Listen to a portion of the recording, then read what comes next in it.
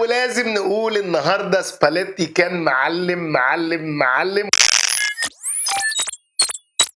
مبروك الفوز للجميع النهارده 3-0 على نابولي على ارضنا عن جداره واستحقاق ومعلمه. النهارده سباليتي كان معلم في ادارته للمباراه والتغييرات، واضح انه جاهز ومجهز ومحضر نفسيا وذهنيا.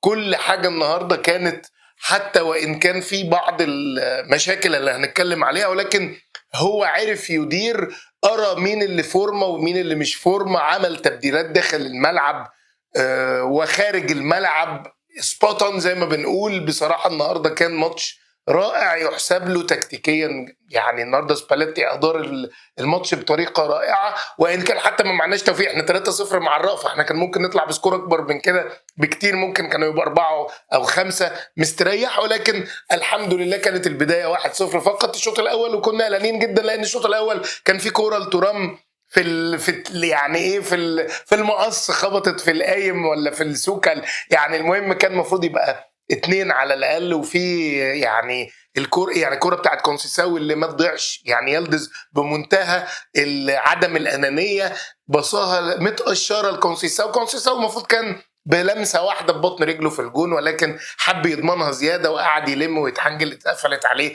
والمدافعين نزلوا طبعا عارفين ان هي هتتلعب. بونجورنو اللي جه لحقها من على الخط لان كان معروف ان هي خلاص يعني هتعدي من الجون، ولكن او من حارس المرمى يعني. ولكن للاسف كونسيساو يعني ضيع الشوط الاول. طبعا البدايه كانت التشكيل اللي معلن ان هو 4-2-3-1، وكنا متخيلين ان مكاني كونسيساو يمينه وشماله يلدز، وفي الامام جوناثان ديفيد، ومكاني هيكون رقم 10 وتحتيه لوكاتيلي وتورام وكالولو ناحيه اليمين مع كالي وبرامر مع كامبياسو. ولكن كان الماتش الى حد ما يتارجح بين ال 4-2-3-1، ولكن في الاساس كان 4-2-1. يعني كان مكاني بيسقط بشكل كبير مع كالولو لتغطيه الجبهه اليسرى بتاعه نابولي من سبيناتزولا، وكان كامبياسو متقدم الى حد ما، حاول يعمل جبهه مع يلدز من ناحيه الشمال. وكان الثلاثي يمكن كالي مع برامر مع كالولو هم اللي كانوا ثلاثي دفاعي، وان كان مفيش سيستم قوي مع سباليتي المعلم. خلاص هو بصراحه ربنا لما بيكون مزاجه رايق ومحضر جيدا ومحضر تمام والدنيا تمام، الله اكبر. النهارده كان بيلعب بمكاني كقطعه مهمه جدا. طبعا مش هقعد بقى اتكلم عليه، وان هو كان في مس باس كتير من مكاني، وكان في برضه تحركات جيده، ولكن يعني هو قطعه مهمه مع سباليتي. ولكن يعني مش هقعد اتكلم كتير على مكاني، ولكن كان بيلعب بيه في الغالب كجناح مع مساند لكالولو ومساند لكونسيساو ناحيه اليمين. وبعد الهدف 1-0 نقلوا تحت في الرقم 10 في 4-2-3-1، ولكن ما كانش في تقايد بمراكز كتير زي ما احنا متعودين مع اللاعبين مع سباليتي، ان ما فيش نظام او ما فيش سيستم ثابت. ولكن يعني عجبني قوي الفكر اللي هو في تحرر وفي تحرك، وكان عامل دربكه شويه. احنا مفاتيح لعب نابولي يمكن لوبوتكا وماك توميني من النهارده ما حسيناش بخطورتهم جدا، لان الحركه دي دربكت جدا. لا دي لورينزو ولا سبيناتزولا كانوا عارفين ينطلقوا، بالرغم من ان كامبياسو النهارده كان وحش جدا.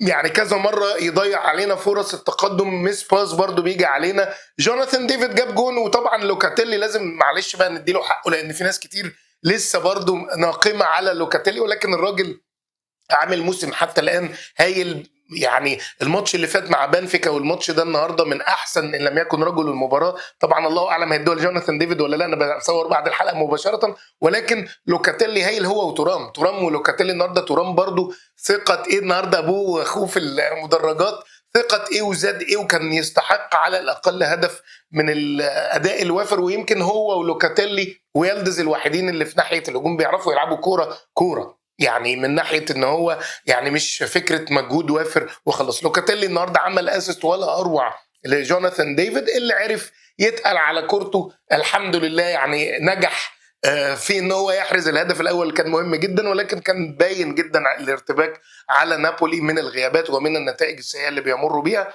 واحنا كان ممكن نستغل هذا الارتباك الشوط الاولاني ان احنا نجهز عليهم بشكل اقوى، يعني من 1-0.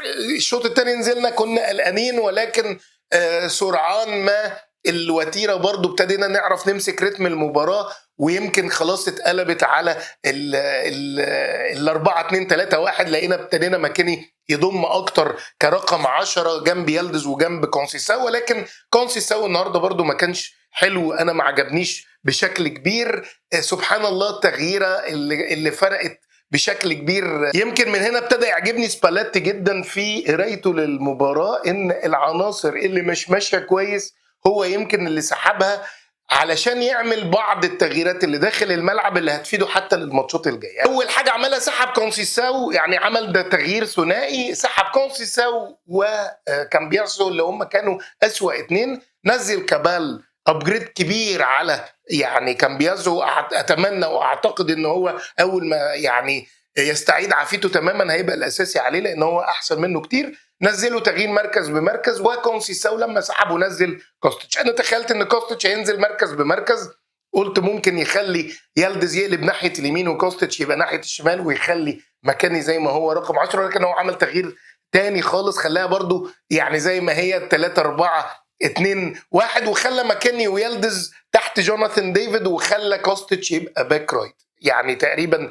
يعني عمل تغييره بصراحه ربنا فرقت جدا، وخلى كوستيتش هو قاعد يقول لهم يا جماعه انا عايز وينج رايت باك رايت، فقال لك يلا اللي عندي ليفت اقلبه رايت. يعني تحس ان زي الشطره تغزل برجل حمار. فالنهارده قام منزله ناحيه اليمين. يمكن كوستيتش ما كان عامل زي السمكه اللي بره الميه، ما انجزش بشكل قوي، وان كان الجون الثالث شوطه ولا اروع وخلص لنا 3-0، ولكن في الجيم بلاي نفسه ما كانش ظاهر قوي، ما كانش عارف يعني. يمكن حتى الجون لما ضم للنص وعدل على شماله وشوط، لكن غير كده ناحيه اليمين هو سبالاتي يعني واضح من الميركاتو السيء جدا اللي احنا مش عارفين نفك طلاسمه. يمكن كليني اتكلم على ان النصيري يعني اتكلمنا معاه وان خلاص هذه الصفقه، والحمد لله كل اليوفنتيني فرحانين ان هذه الصفقه باظت. في بعض الكلام على مهاجم باتو، ده كان مهاجم كان في اودينيزي تقريبا وراح ايفرتون، تم عرضه على اليوفنتوس. في كلام ان اليوفنتوس لو لم يتم التوجه لا للنصيري ولا ماتيتا هنفضل زي ما احنا. هنشوف، لسه عندنا حوالي اسبوع اخر من الميركاتو او اكثر، هنشوف هيحصل في ايه. ولكن يعني سباليتي ما بيعجبني المدرب الماليبل المرن، ما وقفش عن الموضوع، جاب كوستيتش نقله يمين، ولسه هنتكلم على ماليابيليتي او على يعني مرونه اكثر تكتيكيه ومعلمه اتت ثمارها فيما بعد. قلب كوستيتش ناحيه اليمين.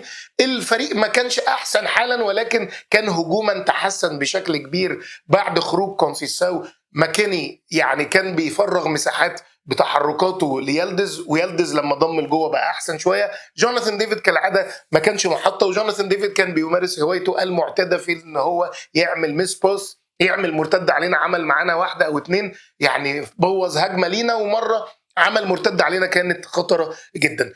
برضو بالمعلمة من سباليتي سحب جوناثان ديفيد وعمل التغيير الأروع اللي عمل أكثر من تغيير واللي آتى ثماره في لحظتها.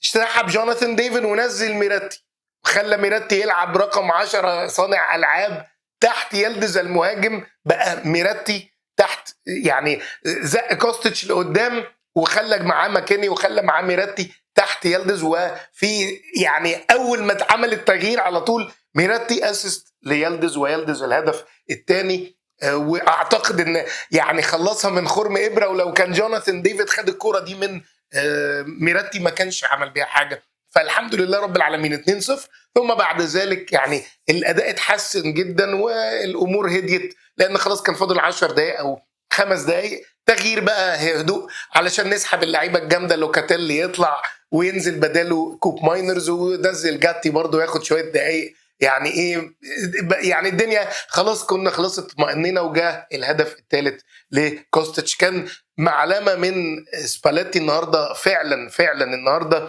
كان ماستر مايند بيحاول يورينا هو ناوي على ايه. يعني احنا خلاص نتوقع اذا لم ياتي مهاجم عندنا يلدز هيلعب ممكن مهاجم اخر، يعني ما نزلش حتى باوبندام على طول، يعني سحب يلدز ونزل جاتي ولا نزل مهاجم تاني ولا اي حاجه. الدنيا زي ما هي وخلاص الماتش كان خلص، فمش فارق معاه. ولكن ريح اوبندا، جرب يلدز في المهاجم ونجحت هذه الفكره ان يلدز ويبقى تحتيه ميراتي، اتنين بيعرفوا يلعبوا كوره يقدروا يعملوا لينك مع بعض. في نفس الوقت كوستيتش خد ثقه لما جاب الجون، فممكن يبتدي يقربوا من الجون بدل ما يلعبوا باك رايت، ممكن حتى يعني يكون مشاكس اخر بدل كونسيساو او بدل جيجروفا.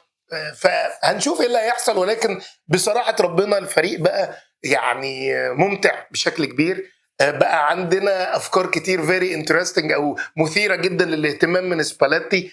كل مره من بقالنا فتره او بقالنا زمن كبير ما بنشوفش افكار في الملعب وتنفيذات في الملعب مختلفه. كان خلاص هي استنباط اتحفظت سواء من موتا او من تودور وحتى مع ألاجري، يعني خلاص بقينا حافظين التغييرات السيئه ايه اللي هتحصل. لا سباليتي دلوقتي بصراحه ربنا يعني حقيقي لازم الكلمه تتقال، يعني لسه بدري ومش عايزين نطبل ولا نزمر غير لما نعمل حاجه فعليا، ولكن حق ربنا النهارده الراجل اثبت يعني على اشياء كتيره مبشره، وان يعني الدماغ متكلفه يعني. فحق ربنا النهارده كان فوز، يعني ما نقدرش نقول في نجم مثلا خلص لك المباراه، لا الفريق كله لعب كفريق، الفريق كله في بعض الحاجات المبشره جدا. يعني لو هنتكلم على كل اللعيبه النهارده كلها كانت في المستوى جيد. يمكن اللي يخطف العين شويه ان النهارده كان بياسو كان وحش جدا جدا جدا جدا. النهارده كان جوناثان ديفيد بالرغم من الهدف، ولكن لازم حته المقاتله على الكوره بتاعته لازم تفضل تزيد، ولازم ما يكونش في رعونه في الباس، يعني بيعمل عندنا باسات عكسيه للخصم بتودينا في 60 دقيقه زي كان بياسو. نفس الحوار مكاني مجهود وافر، ولكن برضه ساعات ما بيركزش في الباس بتتقطع علينا، يعني زي ما نقول مجهود بلا فايده قوي، ولكن هو برضه مجهوده الوافر ده بيبقى في صالح الفريق بشكل كبير. ولكن من ناحيه تانية يلدز 10/10. ميراتي النهارده لما نزل يعني ادانا بعض الحاجات المبشره، وان كان في ماتش بنفيكا المستوى نزل شويه. طبعا لوكاتيلي وطبعا كيفرين تورام هايلين، كالولو بريمر كالعاده، وكيلي الولد برضو لازم يعني نشيد بيه مع دي جريجوريو برضو اللي يعني لم يختبر بشكل كبير، ولكن الحمد لله كان في الميعاد.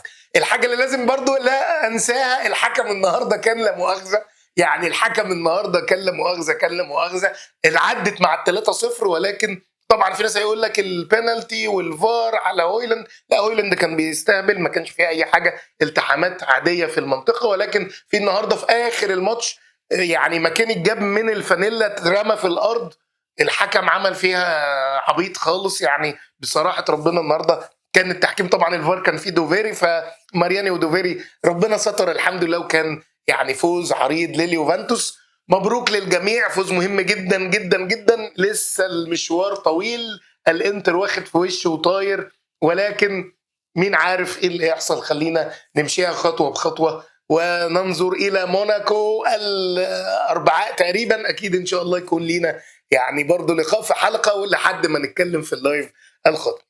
مبروك للجميع. ولازم نقول النهارده سباليتي كان معلم، ويمكن الصوره عامل كده عشان الثلاثه وعشان المعلمه بتاعه سباليتي. فمبروك للجميع مره اخرى، ليله جميله الحمد لله يا رب، من فوز لفوز دائما لليوفي. اللي اول مره يشوف القناه دي مش بس قناه عن اليوفنتوس او عن الكوره او عن الكالتشو، لا فيها كلام طبي وكلام عام. بصوا على القوائم، ويا رب كل من يدخل القناه يجد ما يمتعه وما يفيده. ولو لقيتوها قناه تستحق الاشتراك ما تنسوش تعملوا اشتراك عشان يوصل لكم كل جديد.